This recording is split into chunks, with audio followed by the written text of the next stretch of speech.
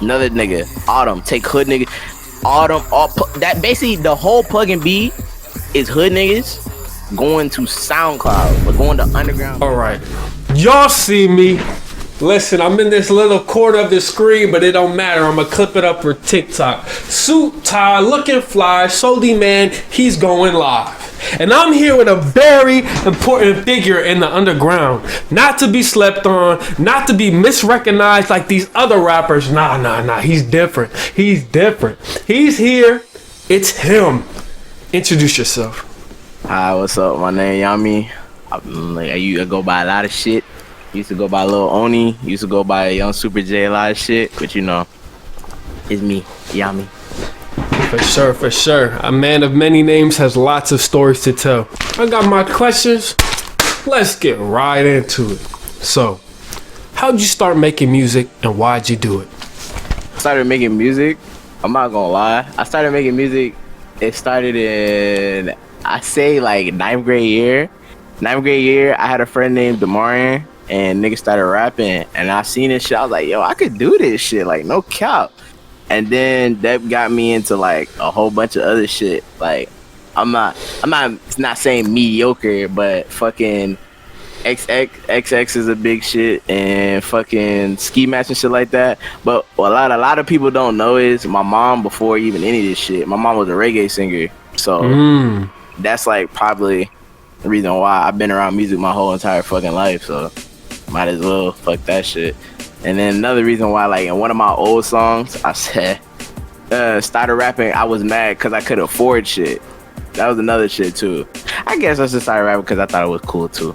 Like, yeah. I mean, I can't resist the all the cars, clothes, hoes, and all that type of shit that the rappers be talking about. Oh God. Rappers have a lot of influence nowadays, and once you get into the spot that say Drake is in, what would you say to the world? What's your message to your audience?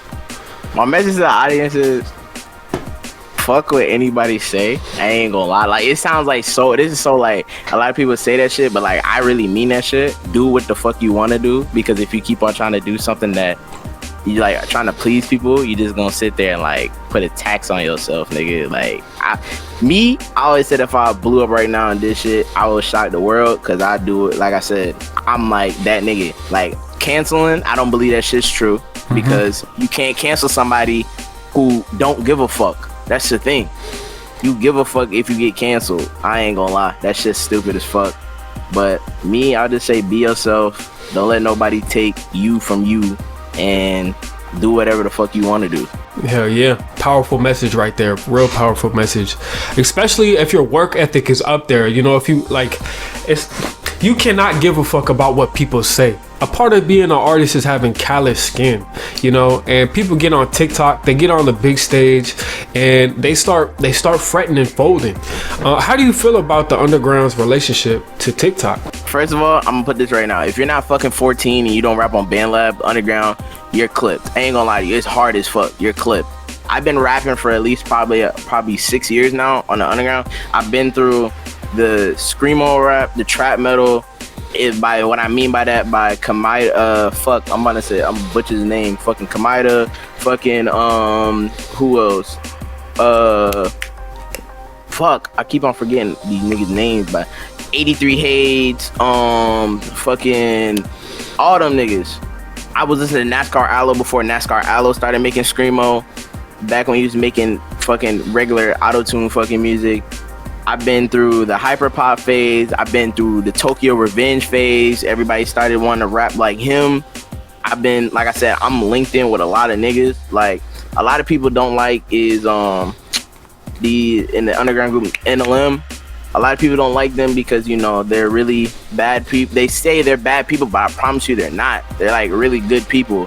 It's just, I don't give a fuck attitude. And a lot of people don't like that because a lot of people can't control other people. I have a feeling that I ran into it, like, I like observing shit and I see a lot of shit, and I'm like, bro, I notice people in our world, we get mad when we can't control other people. I figure that out a lot. So it's just, I feel like TikTok is okay, because I'm glad the app came, because a lot of people who are underground is getting out there now. But I don't like how it's saturated to the point where if you're not young as fuck and if you're not young as hell and fucking and rapping on BandLab, you're not gonna blow up for real. And then after that, a lot of people say, but what about this guy? What about this? What about you? You had your one trending song and shit like that. I'm like, okay, that's cool, but that's like that's very slim. Like, for instance, think of how many young niggas blew up. At that point, you had Santana, that nigga was the youngest nigga. Then you had fucking what's that fucking nigga? Then you had Dami. Dami already had a little bit buzz, but still young nigga. You had Chris. You had Sharamani. You had all these niggas blew up in a matter of probably 2 or 3 months, all in the same time. Yep. Right? And they're all young niggas. And niggas be like, oh, this and that. This Tekka, you can only do so much when you're a blown up artist and you pick somebody up. You can sit there and put up, hey, listen to my music, hey, do this and do that. Like I said, at the end of the day, it's all up to the niggas. The niggas have to listen to it. They have to sit there and be like, yo, I fuck with this shit hard. I feel like that's it right there. Like Clappers, that nigga made one song. Where the fuck did Clappers go? Niggas not consistent with this shit, bro. Yep. And then, for instance, like niggas, another shit with the underground TikTok shit, Sofago. I heard about Sofago 3 or 4 months before this nigga even blew up. And I heard it from my nigga Zay, and he go by Godfather Zay. Nigga, I was at a party. I was at my friend's party. And like I said, I live in Atlanta. So I was at my friend's birthday party. We was in a hotel party. Nigga said, yo, yeah, I get a lot of my shit from this nigga Sofago. I was like, all right, I'm gonna look this nigga up. Look at Sofago. This nigga only got like 4, like this nigga, he's not buzzing how he was. Like, nigga, I think he had like, what, 1,000 followers, or he had like 900 or 800 on SoundCloud. And you know, 1,000 followers basically like 100K on SoundCloud. You really want to be 100%. Yeah. So I'm looking at that shit. I'm like, damn. So then 4 months later, Knock Knock comes out, all this other shit. This nigga's blowing up on TikTok. I'm like, what the fuck, twin? It's crazy. I believe TikTok has a big underground, it has big influence on the underground, and I believe that TikTok is a great app. I just hate how it's hard as fuck to get your shit out there now. TikTok used to be easy as fuck to get your shit out there. Now, niggas, what pisses me off is when niggas say, oh, you're not working hard enough, you're not doing this. Why the fuck do I have to drop, right, 4 fucking videos in a row spamming the shit to at least get 1,000 fucking views? It's kind of, it's weird. And then after that, they want you to pay bread to even get. I just think that shit's dumb as fuck. Really, I really think that shit's dumb to me. But like I said, it's life, bro.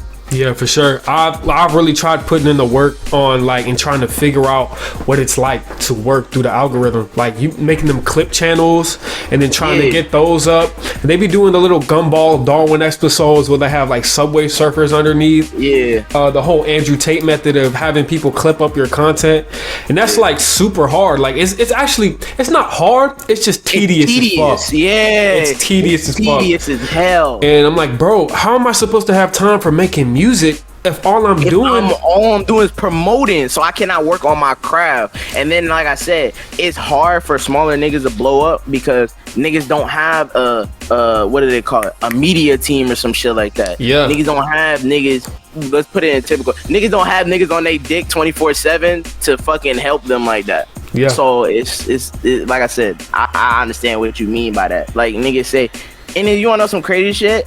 Niggas can't do what they did back in the day and go around and pass out mixtapes, because you wanna know what's gonna happen? That mixtape gonna be out the window. Yeah. And then now niggas be like, yo, here's my mixtape, $15 or $5. Then you gonna get that nigga, I ain't listen to this shit. I ain't paying to listen to your shit, nigga. You need me. That's exactly what niggas gonna be like.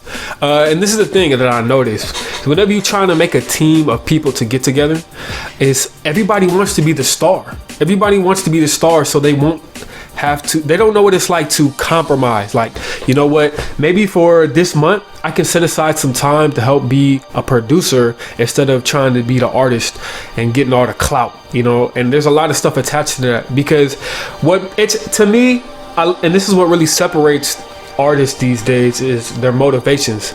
Is there's people who are in love with the craft and who don't mind taking a backseat if it means in the long run they're going to be able to live out their dream of making music and making a living off that. But then there's people who really just want all the stuff that's attached to it, the cars, the clothes, the hoes, and all the irresistible things, because they have some unrest and insecurities on the inside. You know what I'm saying? See, look, I'm not gonna lie to you. If I was to blow up today, I'm not gonna lie. At a point in time, I was doing it for the money, but I had good intentions for that shit. Because once I blew up and I had my one shit, I already knew, like, me inside, I knew I got this shit. Once I got my because I've been told this shit. When you get told half your life, bro, I don't know why you're not famous, I don't know why you this and shit, and then like you stay level-headed and you just think.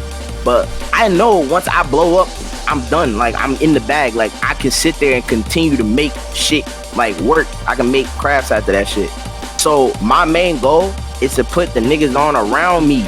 So like, for instance, I'm sitting here hitting niggas up for interviews and you was like, yo, I'm doing this shit for free. For you doing that shit, I fuck with that, because you're actually helping the community. Niggas sitting there, I'm not throwing no shade, no hustling it. Niggas paying, you gotta pay niggas to do shit. I understand that this is your talent, this shit, all that shit. But nigga, come on, do some shit for free, because guess what? You don't know how that shit's gonna come back, bro. Yeah. Like, not at all. I tell my niggas all the time, I got niggas who rap, and I know niggas who say they're better than me. I mean, I know niggas who say I'm better than them, and I say don't say that shit. But whoever blows up first, we know we gonna put that nigga in the situation. Like, all my niggas who just now started rapping, I'm gonna put that nigga in the studio, bro. If I see that you can rap, you going in the studio. Like, I got my boy Raxy, he raps, he sat there, bro, you think I can rap? Yeah, nigga, got in the studio, he made his first single, he didn't like it, he tried it again, me and him made a couple of shit, and he said, oh, I don't want to rap anymore, bro, I don't like how it sounds. I said, all right, bet. So I'm gonna sit there, try to make it, put him in the studio, and find somebody who gonna make him make how he wants to sound, you know? Sit there and get him comfortable into making some shit, and then now he can grow. I don't want none of my friends to sit there and rely on me for like, oh, yo, I'm down bad, I need, like, can I get like some money and shit like that? I want to make everybody build their own empire so they can sit there and have their own cash flow coming in. So now we all rich. We don't gotta worry about shit. And it's not even just my friends, it's just people who I network with too. I never want to see another nigga fucked up that hasn't done anything bad to me or who done something good for me. For instance, like you. If I blow up tomorrow, I'm gonna sit there and hit you up and be like, yo, I'm gonna try to get you as much as I can. I'm gonna hit you up and be like, yo, I blew up, I understand this shit. I might throw you some bread, bro, and be like, yo, go buy some better equipment, gang, or some shit like that. Anything that just helps. So it's just like, that's just the type of person I am. Yeah. But once niggas fuck that shit up, you know, that's a different story. You know. But anyway, I get you. Shit like that. So I want to make this connection, because I don't. How do you play video games? Yeah. And how long you been playing video games? I've been playing games since I was fucking, damn, when I get my GameCube? When I was like 4? Yeah. Okay. So you get it.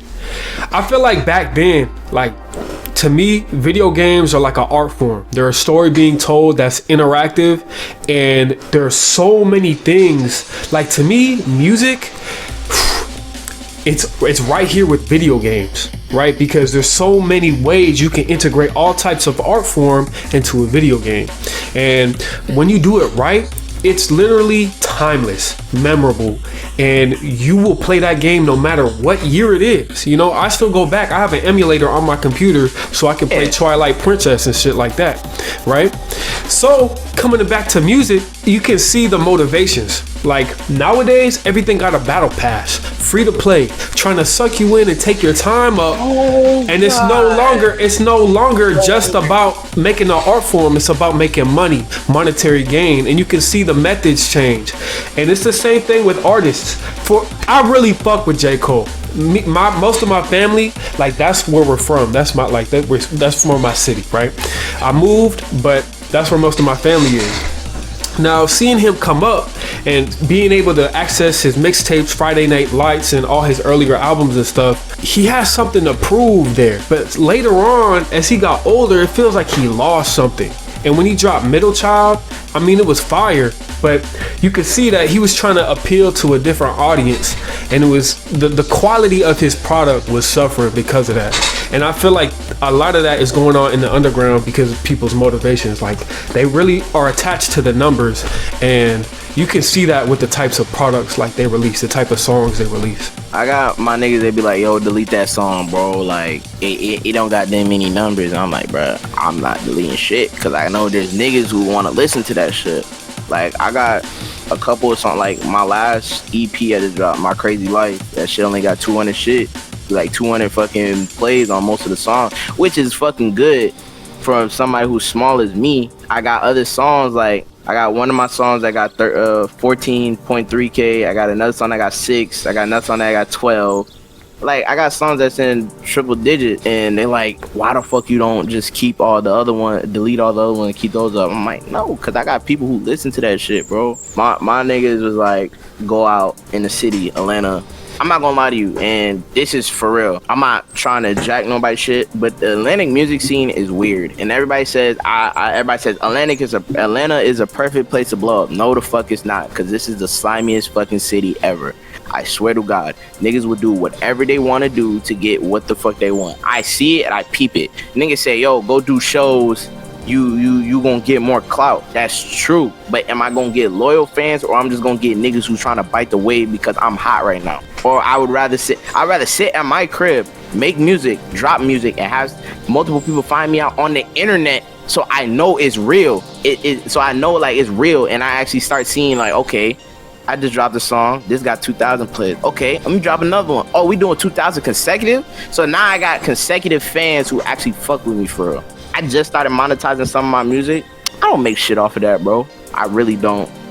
So numbers to me is really just goals to me at this point. Even if I got big today and I'm like, yo, you dropped the album and it made like what, 100 million fucking streams, bro. You rich as fuck. I'm not worried about that. I just did 100 million streams, bro. Like, that shit's crazy. That's just crazy as fuck. For instance, I'm gonna put it like this. Everybody say, yo, Smoke Perp's trash. I don't think that at all. Smoke Perp is not trash at all. Smoke Perp is probably one of the key factors to SoundCloud. I'm not gonna lie to you. He started that wave with Pump. He was part of that. And that shit that he dropped, I think it was a Prime Queen shit, when everybody started shitting on him and they said he was trash. That album was actually good.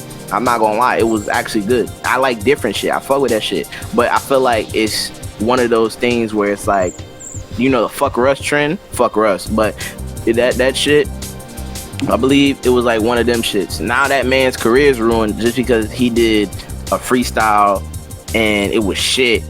And this nigga fucking sat there and yeah, it was shit. And now everything he dropped, yo, this nigga Smoke Perp suck. This nigga Smoke Perp suck. Like, niggas is on his dick, but he's rich. At the same time, he did what he did. He made an impact. The real niggas gonna know and the fake niggas not at the end of the day. Yeah. So, like you said, I believe, like, with the money and shit, I believe in the views and the streams and shit. I believe all that shit. Yeah, you're right. All that shit clouds people's mind. Because another thing, you find an artist, right? He dropping hard shit. You like, yo, this shit crazy. But then the money comes. For instance, Yeet, right? Everybody was like, yo, this nigga hard. He's the best thing ever. But when he dropped that album, everybody was like, yo, this shit not it. But that album was actually good. He's doing the same shit. He's doing exactly. The album was actually good. Nah, he's just making trash music. No, because you're now that nigga's mainstream. And now he's making money, and now y'all niggas want something different from him. But back when he was underground, all y'all niggas was fucking with him. Now it's the fake fans that's showing up. It's not the real fans. Yeah. Because in the underground, you always gonna have true friends because you are true fans because you're underground. And that is some real shit. For sure. But once you get mainstream, that's when you start getting the fake motherfuckers. And then after that, that's what, and I feel like that's what tears down a lot of artists. Like Famous Dex, that's another one. He took he probably had other things going on, but once he started signing that deal with Richard Kidd and he started getting money, at that point I think he was just releasing shit to release shit. But what your theory is actually true. I believe in that theory too. You said a lot of important stuff there. I've been keeping this theme across my interviews where I'm talking about the motivations of the underground and like why people do the stuff they do. And on the more fan-based side of things, I noticed that people come to the underground and gatekeep and do all this type of stuff, the trolling, to feel important. to feel connected and a part of something larger than themselves, because probably in their real life they don't have that type of deal, right? I mean, when I think about it, a lot of the people who are in the underground probably were not successful high school football players or like very popular in high school, to be honest. The whole joke about being a social reject music has a little bit of merit to it, because when mainstream doesn't satisfy the needs and you feeling connected to the music, you start going out your way to start listening to something more localized and more niche, and that's why people come to the underground. So what's your idea on that? I believe it's 100%. I did that shit. Niggas listen to NBA Youngboy. I fucking hate NBA Youngboy. I hate NBA Youngboy. Okay, hate's wrong. I don't like his music, and I'm gonna say that right there and then. I don't give a fuck what hate comes to me. I don't like it. I don't like mainstream music, bro. And then, like I said, everything is now who to like the biggest thug or some shit like that, or who really throw it out. That's what they say. Who really crazy in the mind, like they'll really kill a nigga for it, right? And everybody want to be like this. Oh, Youngboy's so relatable. He got pain. But I can go on SoundCloud, find a nigga that's just like me, who had the same exact situation that I've been through, and made some fire ass music to it, and express feelings that I can't express to somebody else. But he did it in the song. So now I'm like, okay. And that's the reason why X had a successful fucking career, because he was able to. And he was able to hit a lot of people's heart. And a lot of older people like, why y'all niggas depressed, bro? Y'all got all this, y'all got all that. Internet is crazy, bro.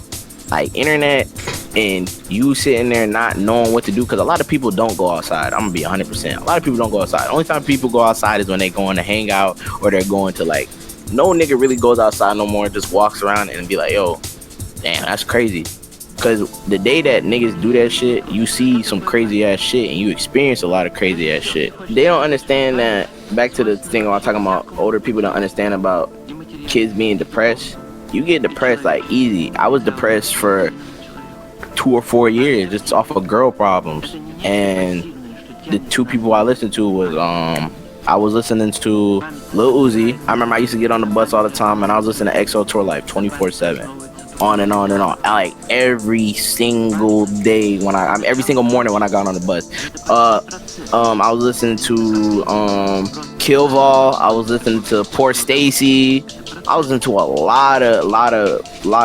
I found Juice WRLD. When I found Juice WRLD's song, All Girls Are the Same, it was at 100K. Yeah, I think it was All Girls Are the Same. And it wasn't even at 100K. It was at 1,000 plays, and it was blowing up because it popped into my what's it called? I was listening to that shit, and then next thing you know, views kept on going up and up and up and up and up. And I feel like all the mainstream is clouded now. Is like you got rappers like, let me put it like this. It's not just the underground. You got, how do I explain it?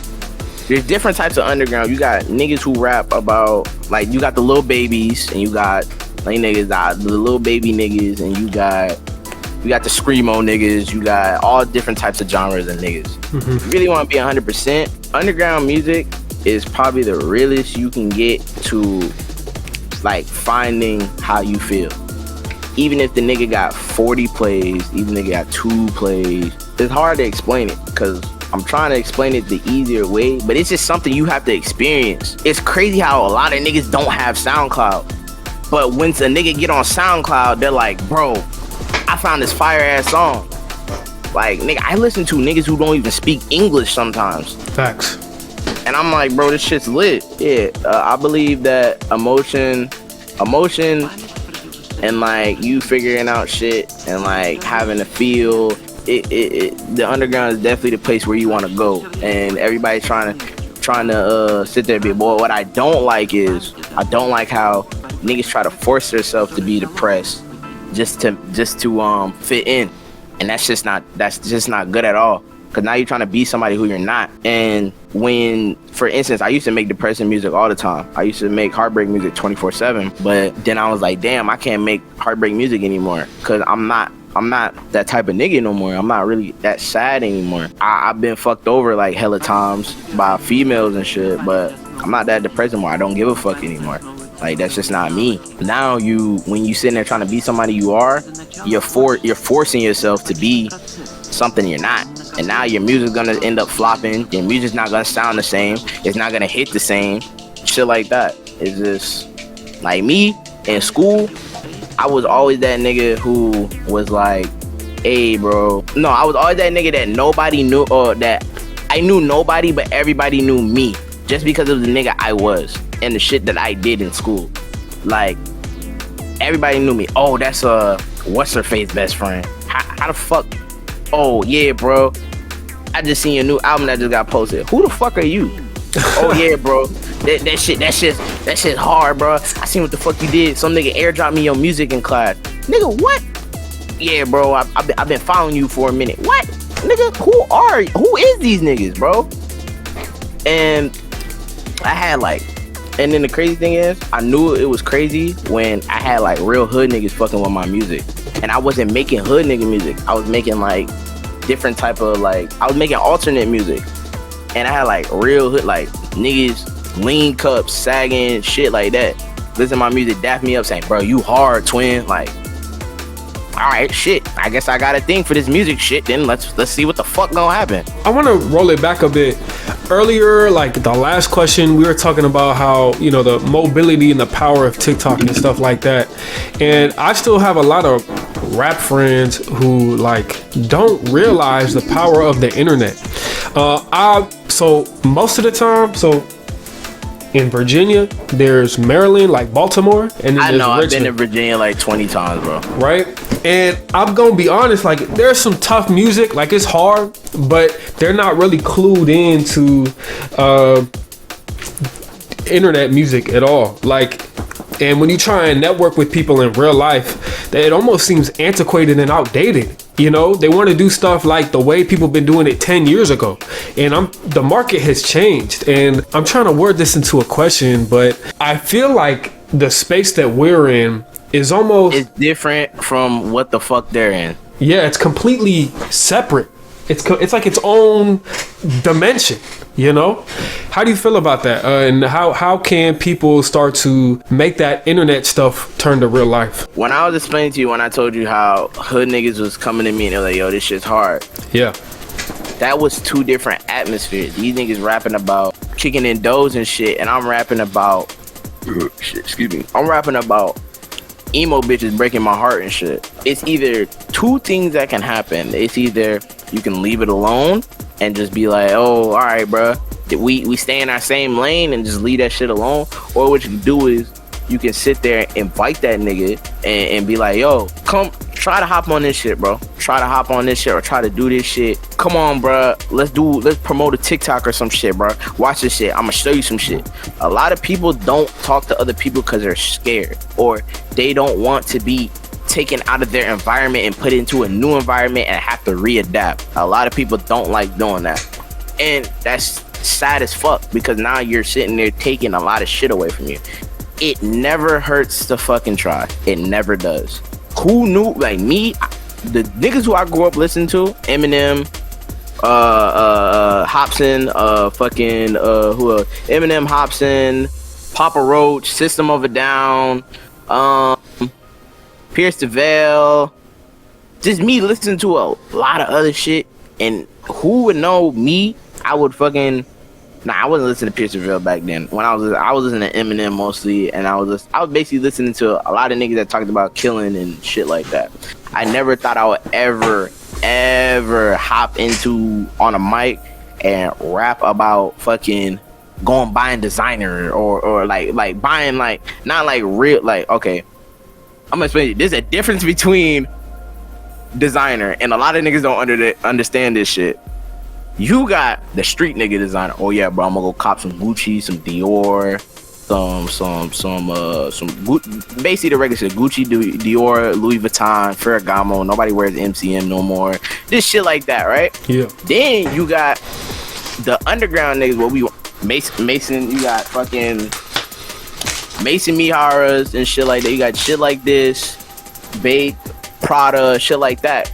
And I guess I say feminine designer. And a lot of niggas don't wear feminine designer because, you know, a lot of I just figured this out. A lot of people, you know, call me dumb or not. A lot of designer that niggas wear nowadays were only made for women. So a lot of men don't wear that and not put on to that shit. Like when I forgot what I did. I forgot what designer. I was wearing some designer shit, and my dad was like, that's really feminine, bro. I was like, it is what it is. It's fashion. Fashion is feminine, bro. So yeah. Now you got niggas like Baby wearing different shit, like different designer shit. You got niggas like, you wanna know who broke that barrier too? Young Thug. Young Thug's a good example. That's who a good example is of what you just said. Young Thug.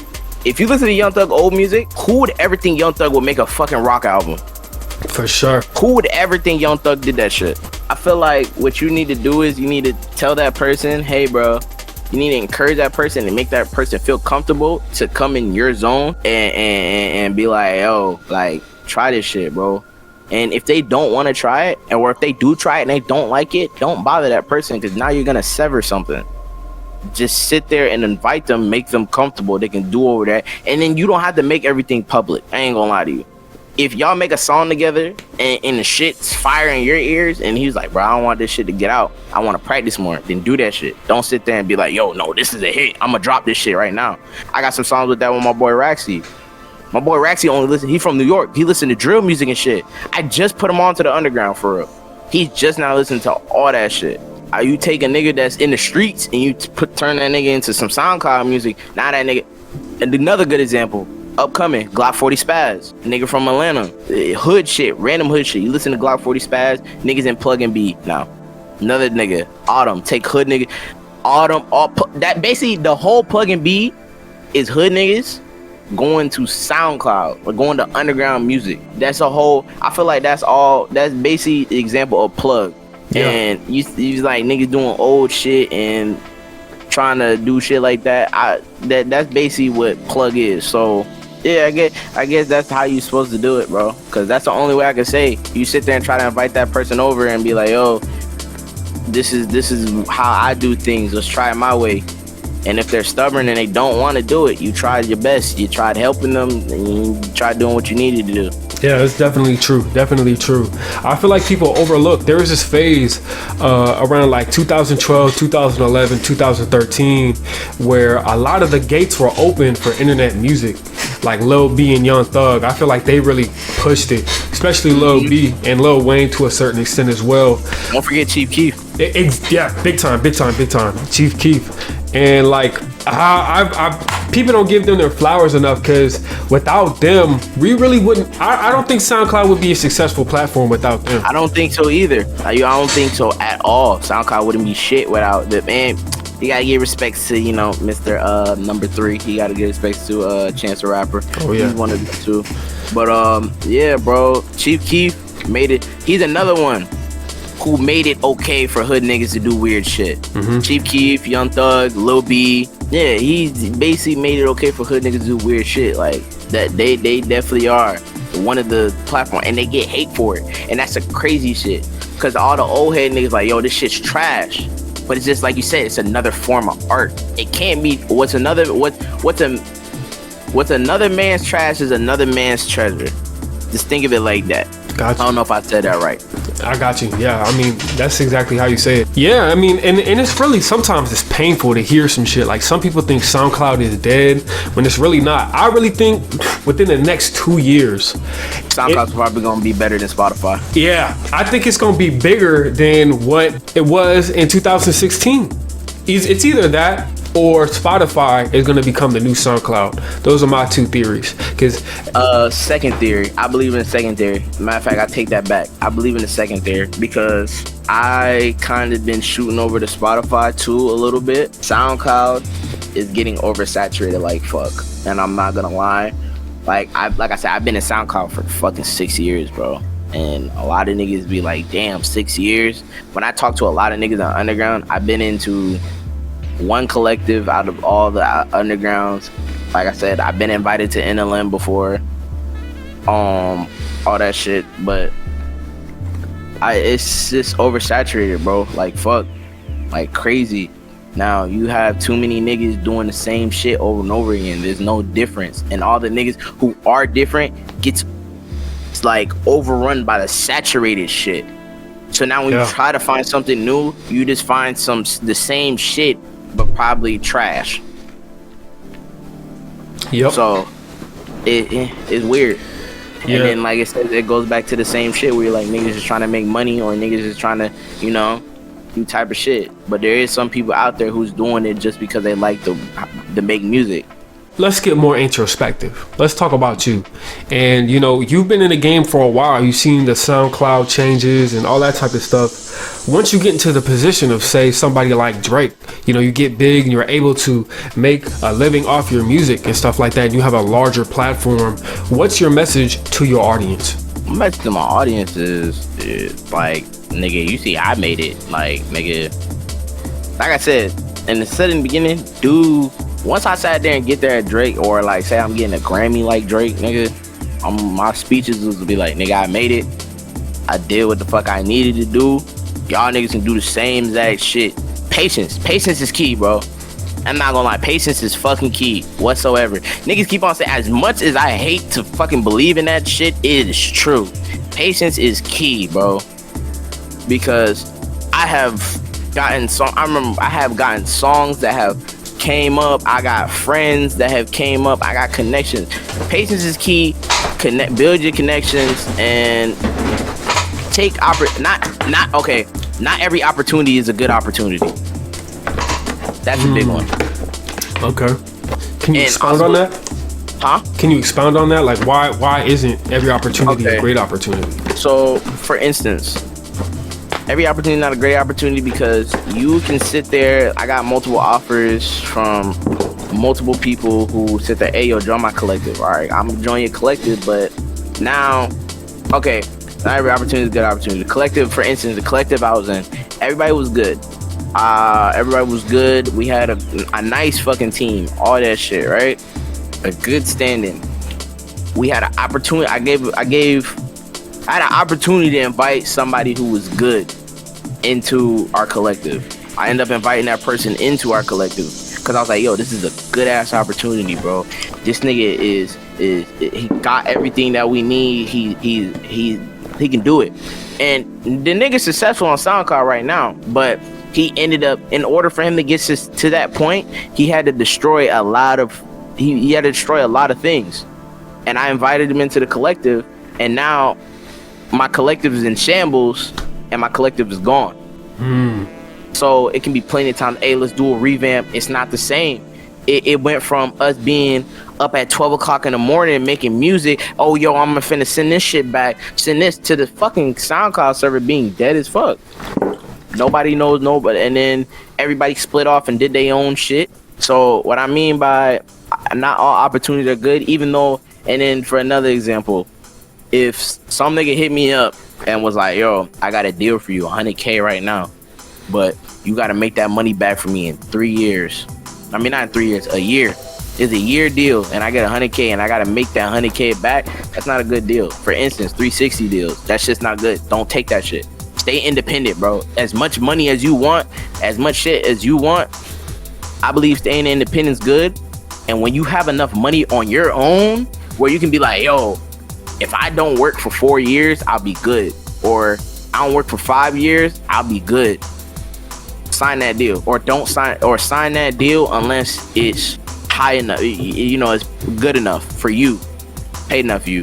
Like, don't sign you a 2 million deal, 3 million deal. Like, I listen to a lot of shit that my favorite, because right now my favorite artist right now is Autumn, and I like Autumn because he's so relatable, and his message and shit that he says, instead of sitting there rapping, like, he raps about why, like, drinking, sipping shit, shooting shit, and shit like that. But Autumn is a different breed. That nigga actually, I fuck with him. I like his music a lot.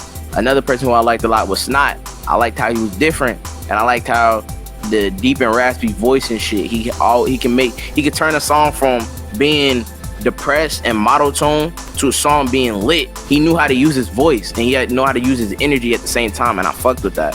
What I mean by it's like the deals and shit. He sat there, Autumn sat there and said, I'm not signing unless it's 5 million. Or no, he said I ain't signing till it's 10 million. Matter of fact, I'll take 5 million. He said no, fuck, I fucked it up. He said I'm not gonna sign unless it's 10 milli. He said, but I'll set it up for 5. I'm using that now, saying, okay, I ain't gonna take a deal now unless it's like around that. So I'm going all over the place. That's just how my brain is, bro. I'm sorry, gang. It's all good. It's all good. Basically what I'm trying to say is, nigga, don't every decision that looks good ain't good. Because there's always something behind something. Ain't shit free in life. Ain't shit that kosher. You have to always look at shit like you can never let your guard down against shit. That's what I mean by that. Fuck. God damn it, my brain not working. It's all good. You said a lot of good stuff, and I think you said something that a lot of young artists do not understand about life. This right here is a life lesson, and the reason, if I could word it in a way, the reason why all opportunities aren't good opportunities is because every big decision, every achievement requires it impacts your life, and it requires sacrifice. You know, you can't look. If I want to be big, Mr. Soldi Man on platinum board #1, I can't be playing games all the fucking time. I can't do that. I gotta sacrifice all that time I would be doing that to focusing on my craft. You know, and you really gotta think about making decisions in that framework. It's the opportunity cost. That's a business financial term that they teach you in marketing and stuff. But that's a really good point you made there, you know. And a lot of people, like I said, I personally call them sharks. They look, once they get a smell of blood, once they find the smallest chance, they look and they get it. They don't think about nobody else. They sit there and see they can make $1 and they be like, all right, this is what I need to do and I'm gonna make my money out for this, and when it's not making me no more money, all right, you can go. You're either gonna be in debt or you're gonna be broke as fuck. What's something that you want people to know about yourself? Something more personal, away from all the artistry stuff that is relevant to you.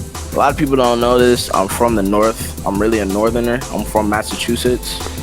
Lived in Springfield, Massachusetts till I was 9 and then moved to Alabama. So I basically know how the north is and how the south is. Me, I don't like people, and a lot of people don't understand that. I don't. They're like, yo, you're so talkative. There's a difference between not liking people. I mean, liking, like sitting there being, oh, I like you, bro. Like, you could be this and that. I'm nice, but I just don't like people. If I'm around too many people, my social bar goes down, and I gotta like distance myself. But I know how to get along with people. There's a difference between that, getting along with people and liking people, because there's this shit like that. I'm also let's put it like in a simple term. I got ADHD. Crazy. Like, probably, I think there's like 3 stages. I got the worst out of the worst. So me being that type of child growing up and shit like that, I'm always into shit. Always, 24/7. Either I'm getting in trouble because I remember one time I got in trouble in class. I'm hanging with my boy and we in kindergarten. Nigga, I'm playing WWE with crayons, my nigga. Broke all them shits, bro. Broke every single one of them, bro. I got home, got an ass whooping. That shit was crazy. I got in trouble for bringing a toy. This back then when you don't know shit, bro. I got this new laser tag thing. I brought that shit to school, bro. Only way is the end of the day, my nigga. The end of the day. Nobody has seen the gun at all. Nothing at all. My fucking bag falls. It opens. That was when I had the thing that you open, like the satchel bag. It opens, and then this little motherfucker looks at my bag. He's like, ooh, he got a gun. I'm like, what? Yo. Oh, it's over. And then after that, my teacher sat there. She took the gun. She's like, oh, well, I gotta call your parents for this. And then she's gonna have the gun and she gonna go, boom, boom, I'm like, bitch, this is not funny. So then after that, I got home. My brother picked me up. The whole ride from there was like, you know you in trouble, right? I was like, yeah. Like, yo, you finna get an ass whooping, son. I was like, what? He's like, you finna get an ass whooping. I get home, my other brother there from my dad's side, and he like, what's up, bro? Nah, nigga, I thought my mom was gonna wait. Nah, nigga, she said, grab that belt. Woo, hit my whole ass, bro. I was like, damn. Nigga, my mom was going crazy. I was like, fuck. Then she put me in the fucking corner, and I'm over there going, you know, Yeah. sobbing and shit, Yeah. going crazy, and then my brother gonna sit there and say bye. We like, all right, bro, I'll catch you later. I'm like, bye, and shit like that. So I was just getting a lot of shit. I never got in some crazy ass trouble. I've been around like them type of people. I know there's one thing though. I never hung out with niggas around my age. I always hung out with niggas that's older than me. My ninth grade year of high school, I used to hang out with I hung out with seniors, 12 graders, and that's crazy. A lot of niggas don't do that shit unless you got a sibling that's already in school and that's their grade. But nah, I just had a neighbor and I used to hang out with him. I used to hang out with this dude named Ahmad, Garyon, and my boy KJ. And Ahmad right now, he a rapper named King Fooly. And I used to hang out with them niggas a lot. Then it just kept on going and going and going and going and going. And I'm like, I guess I'm a big kid now, shit. So now when I get around niggas my age and they be doing too much, I think that's why I got where I don't like people. I hate my generation, bro. I really do. I hate my generation with a passion because we're so fucking stupid.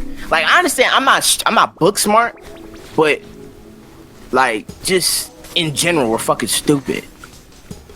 Like, I get you. Like dumb as shit. Like it's just shit that's not okay. And I just like, hey bro, it is what it is, bro.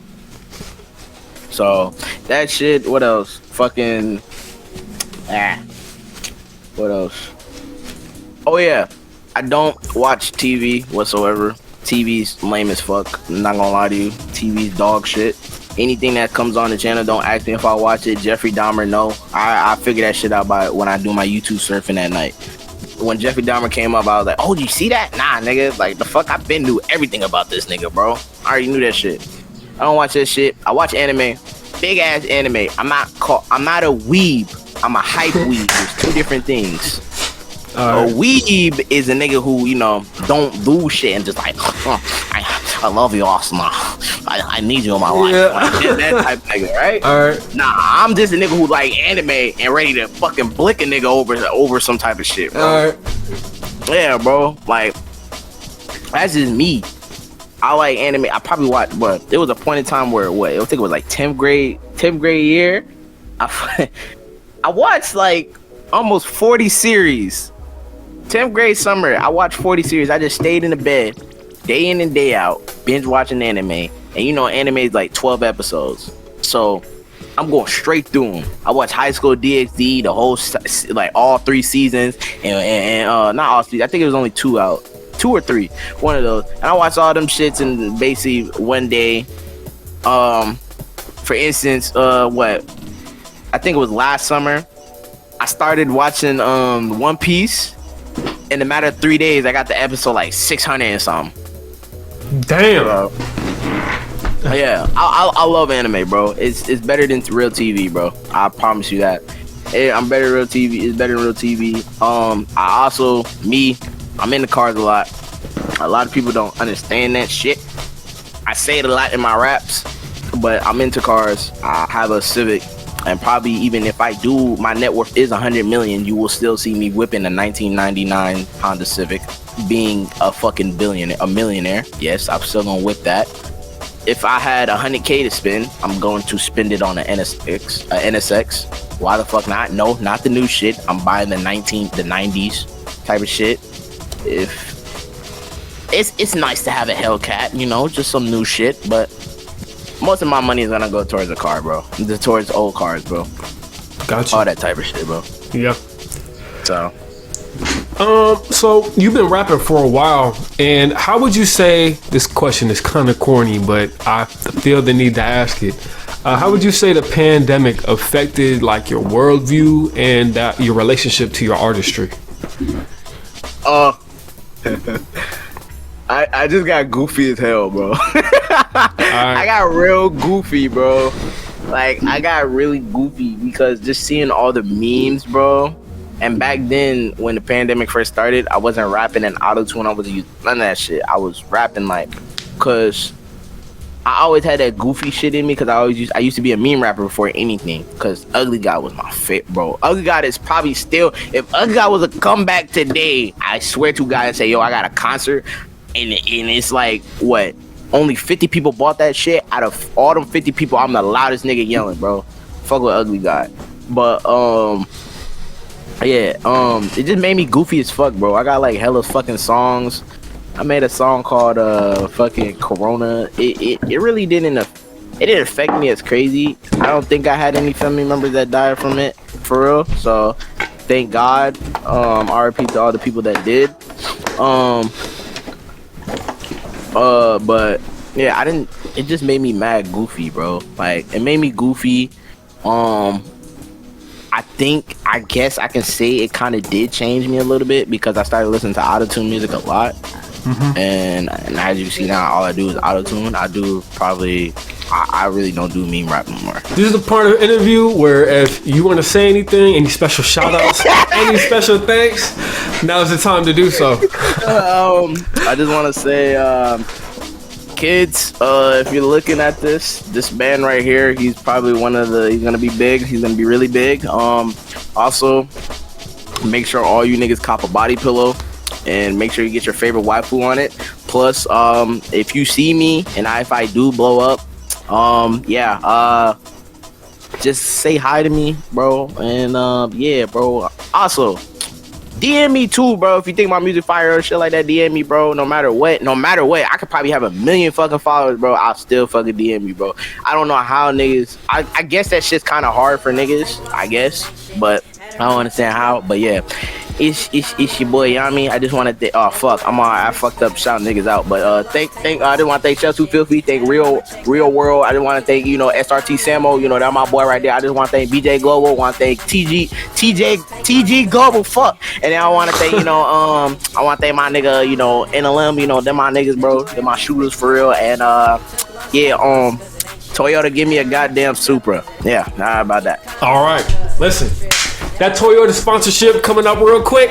Listen, it's been me, Sandy Silas the Soldi man. Don't sleep on my boy. He's got the connects in a limb. What's next? You don't want to be that guy that's counted out. So I'm building a community, one interview at a time.